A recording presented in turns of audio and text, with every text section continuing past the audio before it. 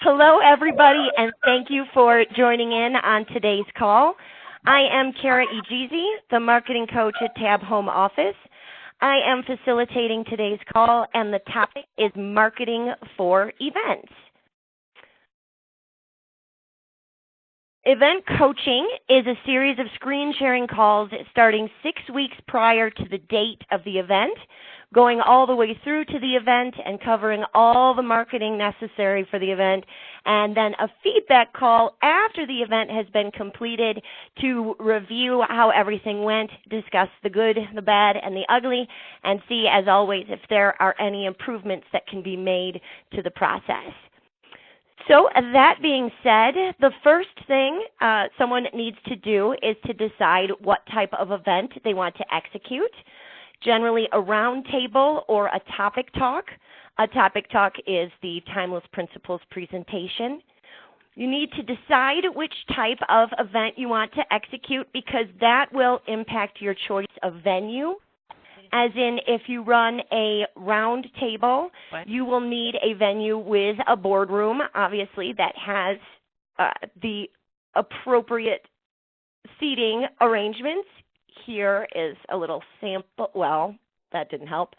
Here are two examples of boardroom styles for roundtable events. If you go with a topic talk presentation, you will need space for multiple tables. For your participants. Either way, you're going to make sure that your venue has enough space for you to walk around the tables and the participants without getting squeezed. So once you've decided on the round table or the topic talk, then the very next important thing to do is to choose the dates for your event. You need to please select 2 dates plus 2 backup dates. Through coaching, we advise to avoid Mondays and Fridays and any days after a holiday. Also, in consideration for selecting your event date, you want to check your calendars and confirm there are no seasonal events on those possible dates. Seasonal events, I want you to think about bank and religious holidays, big graduation ceremonies, also football games once football season starts in the States, or I guess any championship games wherever you are in the world. If your territory, if your community, your team is having Monday night football and it's a big game against a rival, you don't want your event to be a Tuesday breakfast event after that game. Also, you need to do some due diligence in checking to see if there are any conflicting events on the dates you're considering. You can look online on meetup.com or eventbrite.com to see if anything is scheduled around those events.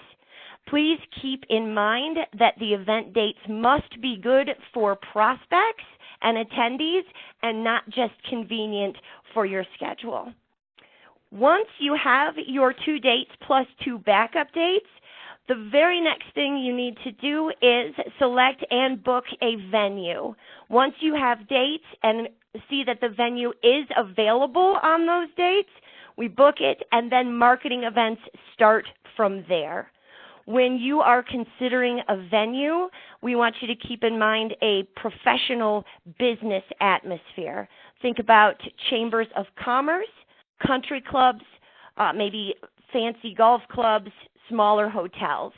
Again, focus on professional business atmosphere and avoid anything collegiate or academic. That's our rule of thumb. Again, a reminder that the venue has to be large enough to seat your attendees comfortably and allow you to walk around the tables without having to squeeze past.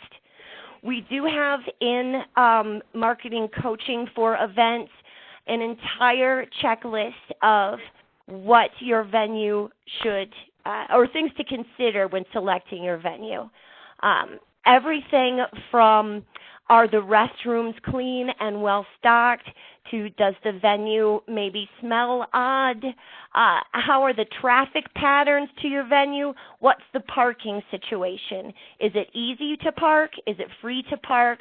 Do they need validation for parking? We also coach and suggest to take a practice trip to your prospective venue at the time of day and the actual day, you're going to set so pardon me, if you set your event for a Tuesday at 8:30, what's it like to drive to your event on a Tuesday to get there at 8:30? Also, if possible, check to see with the city if there's any construction scheduled that will impede drivers to your event. Keep in mind also special needs attendees. If we need wheelchair-friendly access to your venue, do you have to go upstairs? Are there elevators? Does the venue provide signage to the room you've booked? All of these things are very important, and in the busyness of planning an event can be overlooked. So we definitely go through all of that in event coaching. Now, the reason you've picked backup dates is because the venue might not be available on the first two you've selected, so hopefully it's available for your backup dates. Once you've got the venue in mind that meets all the check boxes and is available when you want it, go ahead and book it. And then marketing will commence. The next thing to decide is your marketing mix. Will you be using telemarketing? We will be emailing if it's legally allowed. We'll be using LinkedIn. So for telemarketing and emailing, you want to consider when was the last time you refreshed your database. We will be exporting prospects from your pipe drive or your CRM. Consider the last time you refreshed. If it's been 2 years or more since you refreshed your database, you are in dire need of a refresh. If it has been 18 months to 2 years, you need a refresh. And if it's been less than 18 months, you should be good to go. Refresh through the marketing team costs 22 cents per name. So we want to consider telemarketing, emailing, LinkedIn. Also, never forget the importance of referrals from your members, other networking events that are occurring between the start date of coaching and the date of your event, centers of influence, and owner-to-owner calls. Very importantly, before we start any marketing efforts, you want to make sure that all of your social media platforms are up to date and polished, that you have a current headshot, that you have all of your tab information and videos, 5 recommendations, if possible, that are up to date. And if you also use Twitter or Facebook, make sure they're up to date and polished as well. Now, we have a date. We have a marketing mix in mind. The first thing then we do is work together to create an Eventbrite registration page. I'm currently working with, several TBOs, but one in particular in Connecticut named Peter Santry. Here is his Eventbrite registration page. You'll see he's doing a business owners roundtable. Here's just an example of the registration page, right? We've got his location, a description of the event, and Peter has also included a short video of himself about TAB, which is excellent. Again, we'll set up a screen sharing call to help construct your Eventbrite registration page. Once that is created and made live, it will provide you with an Eventbrite URL, which is a hyperlink directly to your registration page.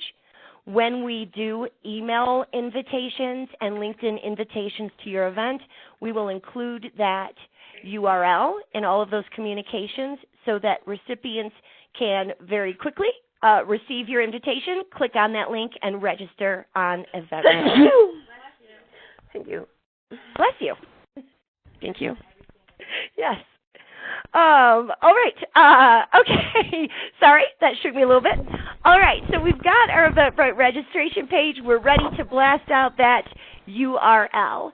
The next part of marketing coaching for events is to set up a MailChimp account through which we will send a series of 3 emails sending invitations to your event. Again, each email will include the link to the Eventbrite page.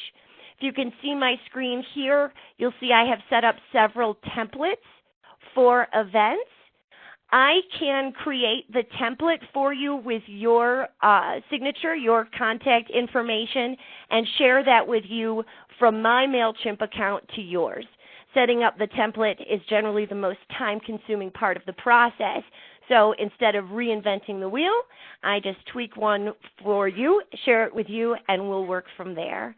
Marketing also has samples of generic verbiage for a set of 3 email blasts and 3 LinkedIn invitations. So we'll work together in coaching to take those sample generic communications and update them with the specific details of your venue address, your event date, and your contact information. We will get your distribution list for MailChimp from your Pipedrive by filtering through your contacts that have email addresses.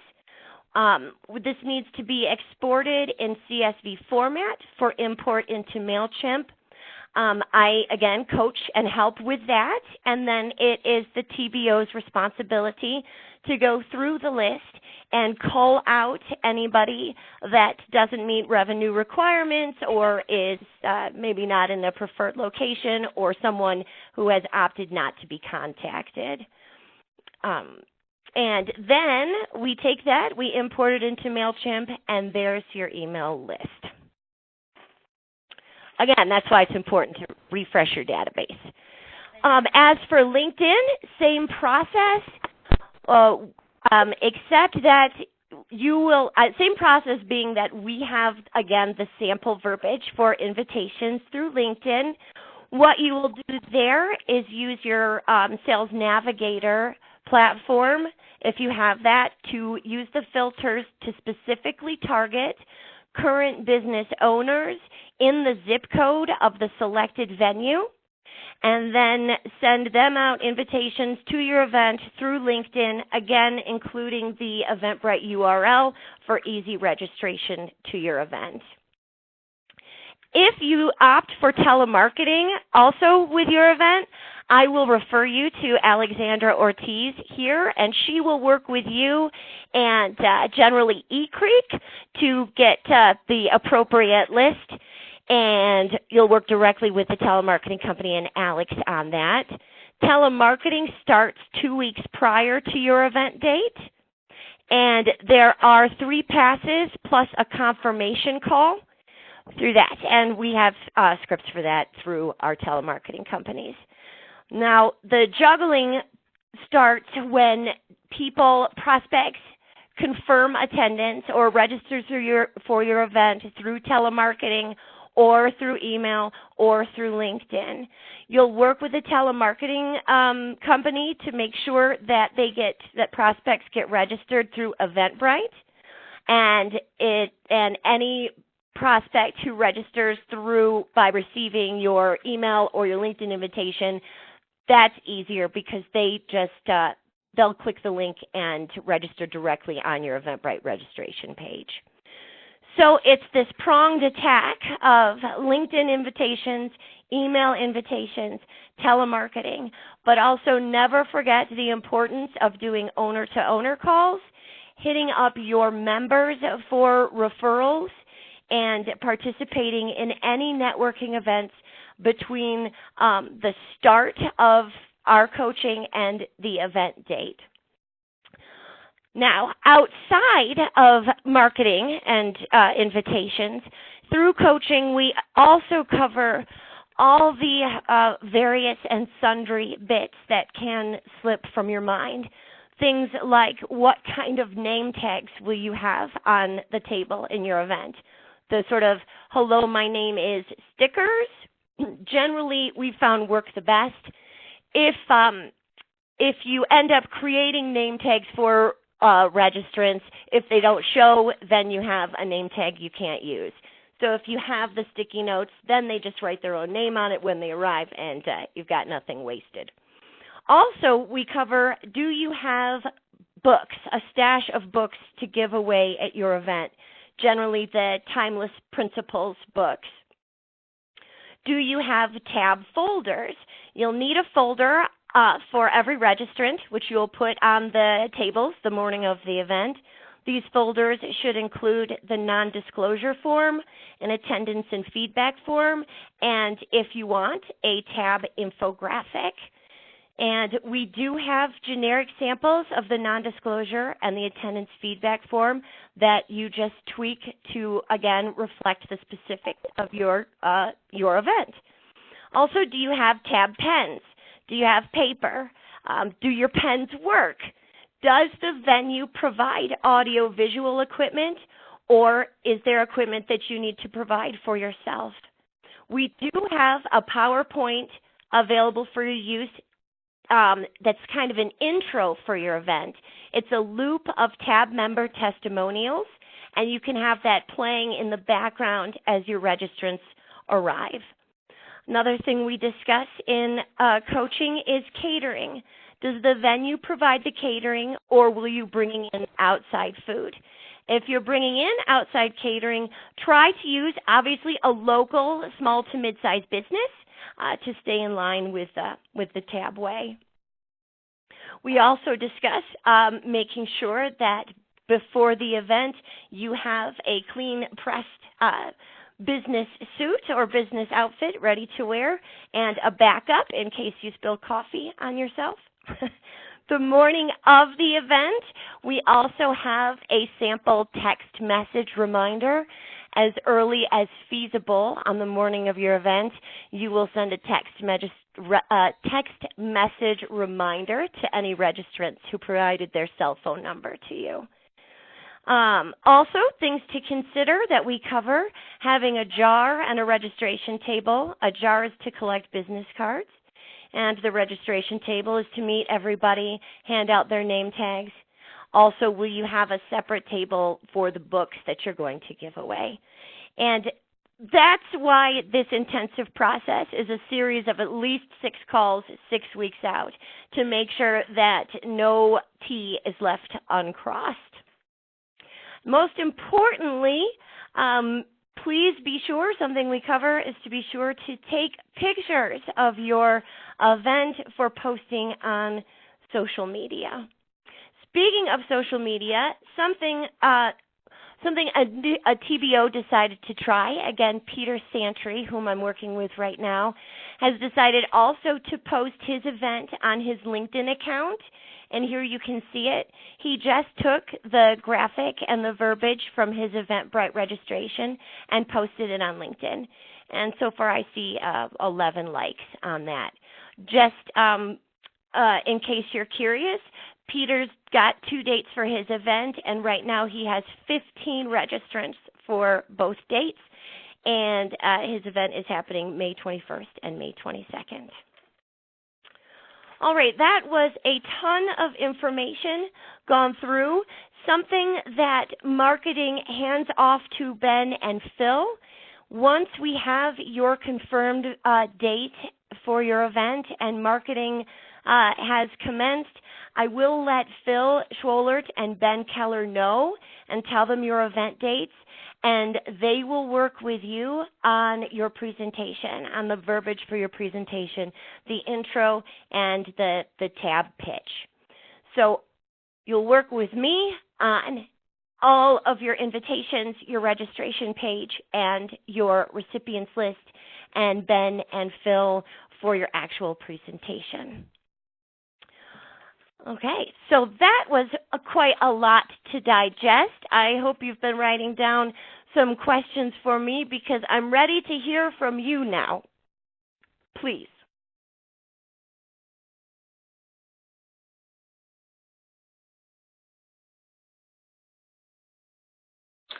Hey, Kara, it's Peter. Can you hear me?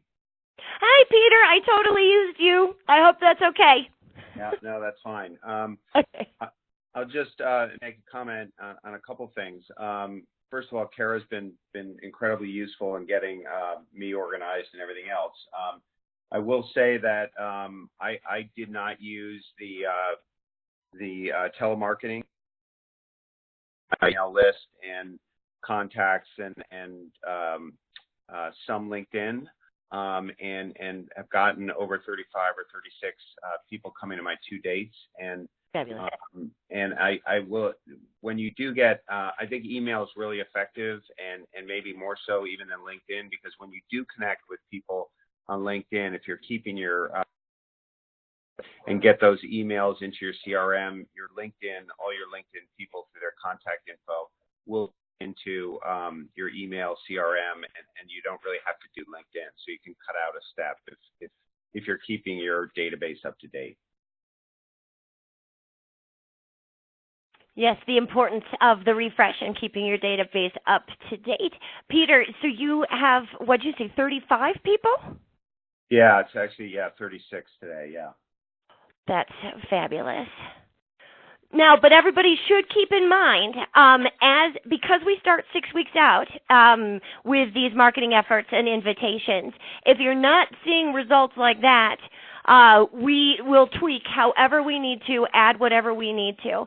Peter didn't have to use telemarketing, but if telemarketing generally starts 2 weeks out, if you're not seeing the amount of registrants that you want or need for a successful event, we can crank up our efforts and get telemarketing involved.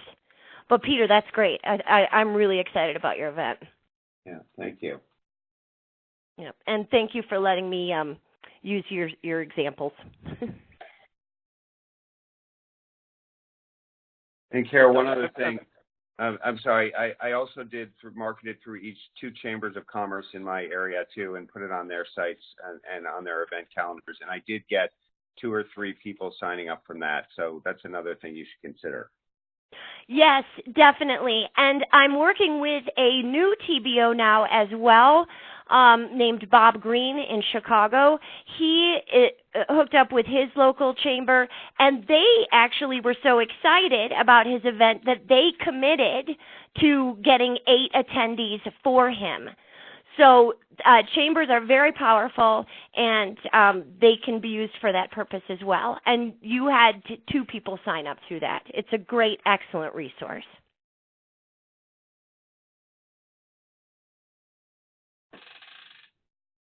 A question on posting onto the LinkedIn. How frequently do you recommend doing that to sort of keep it at top of mind, or do you? Oh, that's an excellent question, because Peter's the first one I've worked with that did that. And so this is kind of a new technique. I have been suggesting it to the other TBOs I'm working with. But I guess we don't want a deluge, but also what could impact that is the amount of registrants you have, right? I mean, if you're at 35, you don't need to repost. If you're at 7, maybe repost after a week. Thank you.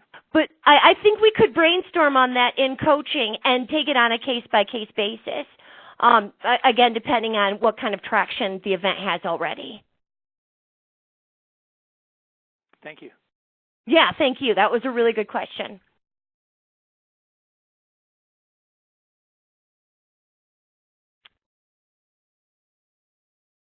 All right. Okay, let me reassure the attendees here that the checklists I showed on the call are available anytime. I can email you a copy. They are also on the facilitator's intranet.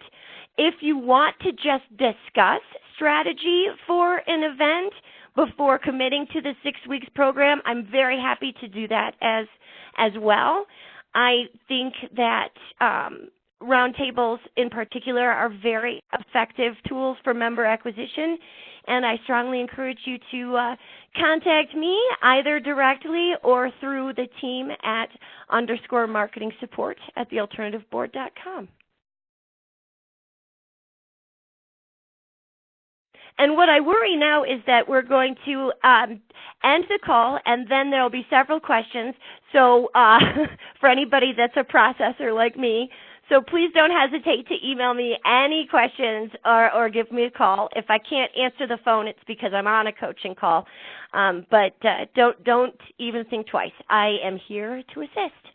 And Peter, I will be scheduling our follow-up call with you, and I can't wait to hear how it goes. Hey, Kara, it's Doug. I've Yes. got one other thing that I'm not sure if it's on the checklist or not. I can't recall, but I have a tab banner. So if you have one of those, make sure you get it on your checklist, because I probably would have forgot it if I wasn't just looking at it by accident. Yes, thank you. Very good. Tab banner is on the checklist, and we strongly suggest using that as well for sure. And if you can borrow one, that's fine. But you might want to have one for all of your events. But thank you, Doug. Yes.